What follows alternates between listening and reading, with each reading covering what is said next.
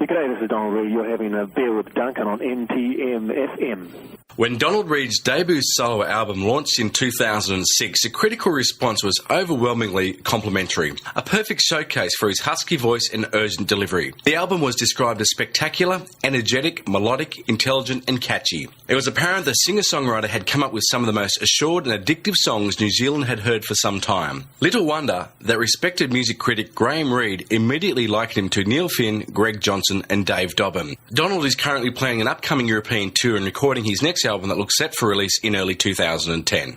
We're talking with Donald Reid. Mate, you write, produce, sing and play the instruments in most of your music. Does it annoy you that there are artists out there earning millions that don't write, don't produce and can't sing?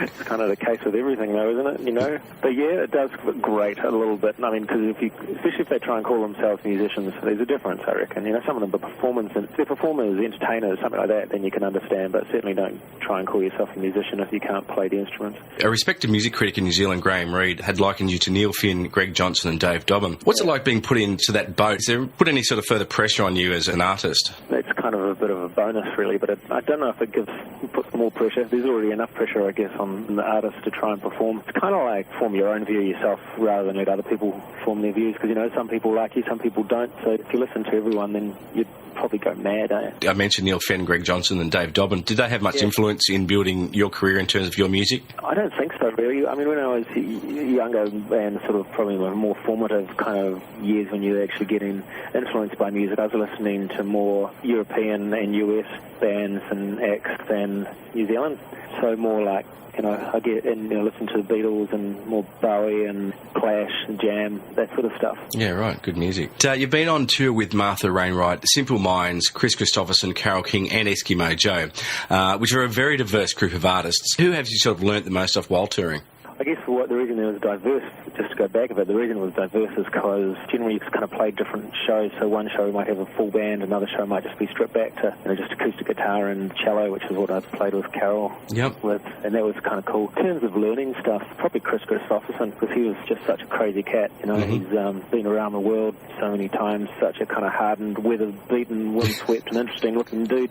And it's not as if he can really sing or play guitar that well. It's just the passion and the way he plays makes it so important, you know, whereas those other guys that you mentioned are, you know, amazing musicians and amazing songwriters, and whereas Chris is kind of in a league of his own in terms of simplicity and stuff. Yeah, right, okay. It's kind of meaty, and he just sort of sat there with a pair of cowboy boots, jeans and a shirt and a guitar and belted out a bunch of songs that everyone loved. Nice. So you got to respect that. Yeah, absolutely.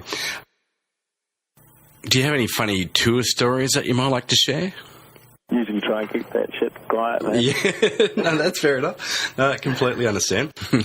No, we're all about protecting the innocent on this show. What do you think could be done to help New Zealand artists get noticed overseas more? I guess we need to get out of the country more and just start touring. That's the biggest thing. We can't compete with the brand budgets that are out there. Yeah. But we can compete on music and music style and quality. But the only way we can get people out there is to get out and start playing to the public, and that's the best way. So I reckon, you know, the best way for New Zealand artists is just to, as hard as it is, get on a plane, go in clubs, start playing. New Zealand has got incredible artists and obviously talent. In terms of the music side of things, how do you feel like bands like Evermore calling Australia home? Well, you've got to do what you've got to do. Yep. I mean, you know, you've got Crowded House called Australia home and New Zealand home. Australia likes to claim all of New Zealand's good acts anyway, so what the hell? Yeah, I mean, Midnight Oil was a good New Zealand band. Yes, yeah, absolutely. That's very true. Well, Brian Tillman, the bass player, he's a New Zealander. And you've done work with him. He was on your album. On the first album, he played bass with me on the first album. Oh, he's a good guy. Solid. Yeah. Really solid, you know, a really good guy in the studio. You know, some people get worked up and flapped and flustered when you've been in the studio for a while, you know, for a long time, you know, doing a long session and it's hot and everyone's sweaty and tired and grumpy, and he's just solid sitting there going, no, let's just keep playing along, and really, you know, super professional, makes a big difference. Because that was your debut album. It was called In a Taxi Home. Where did the title come from? One of the tracks actually is called In a Taxi Home, and it's kind of about that particular song is just kind of, it's about that 50 feeling in the, you know, middle of the morning when you're coming home from a big night and you're just kind of going, damn, what happened? Is there any specific taxi stories that you'd like to share? There's been some interesting ones in Melbourne, I can tell you that. Oh, really? I got into a taxi in Melbourne once. This guy who's pretty loose sort of cat, and I just jumped in. and I'm sort of European-skinned kind of guy Yep. out there, and he goes, "Hey man, where are you from?" I said, "China." And he goes, "Cool." I just drove. I thought, that shows a real sign of a multicultural society where a guy who looks nothing like a Chinese guy speaking in a strong New Zealand accent says he's from China, and the taxi driver just goes, "Cool." Cool. Everybody thought I was completely insane. You recorded in a taxi home in Australia, New Zealand, and at Abbey Road in London. Yeah, true. What was that experience like, being in famous studios? It was full on, actually. I mean, we did some of the guitars and bass and stuff in Abbey Road, big studio where they sort of recorded Let It Be and stuff. And it was amazing. I mean, the amount of sort of history that's in there, especially because it's to the Beatles, which is one of my favourite bands. So it was full on. Donald, I understand your upcoming album is due for release earlier this year. Yeah, with any luck. Yeah? Not Tom and Nut, yep. We had a catastrophic computer failure, which was a bit of a pest, so we had to re-record a bunch of stuff. So we recorded another 6 songs last weekend, actually. Oh, really? Because I did have a question, which was, what do the words back up mean to you? What does the word back up mean to me? Yeah. What does the word smart ass mean to you? I had 3 backups, actually, mate. One of them was with the mixing chap, and he turned it on. When the computer crashed, I called him and said, "Right, you've got one of the backups." He said, "Okay, I'll just turn it on." He turned it on, and smoke started pouring out of it. Oh no! So I had 2 hard drives now down, and so the third one was, a few months old, unfortunately. Yeah. So that's what we've had to work off. Wow. So that was a real bummer. And to give people an idea, like, this is your entire album, how many songs and I guess how many hours worth of work would have been? Oh, mate, I would have no idea. It would be in the over hundreds. Yeah. And that's sitting in a studio at home, mainly doing editing, and then you've got all the big studio time with the drums and bass and all the guitars and all. Yeah.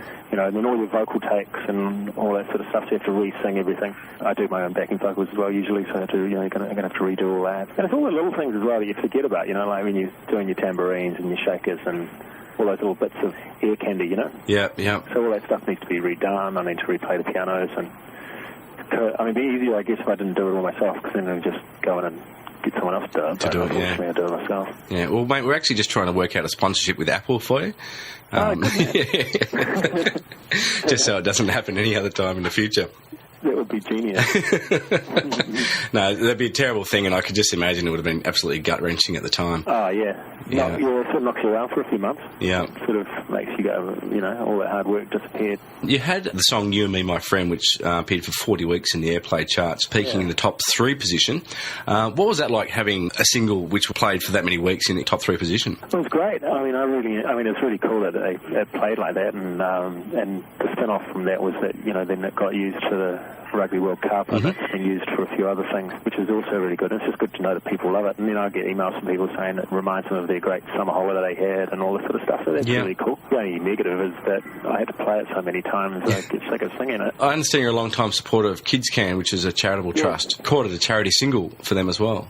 Yeah, we did. That was fun. We just got a bunch of, it was a bit kind of We Are the Worldy, but we got a bunch of musicians in and sang a song. But good little charity, actually, to support kids in need in schools. Don't have much cash, and give them shoes, food, and stuff like that. Yeah, right. To school without eating, and so it's good to be associated with something that's actually doing something good. With your upcoming release of your second album, do you have any plans of touring in Australia? Yeah, absolutely. I mean, Australia's so close, got to be part of the equation. G'day, this is Donald Reid. You're having a Beer with Duncan on NTM FM.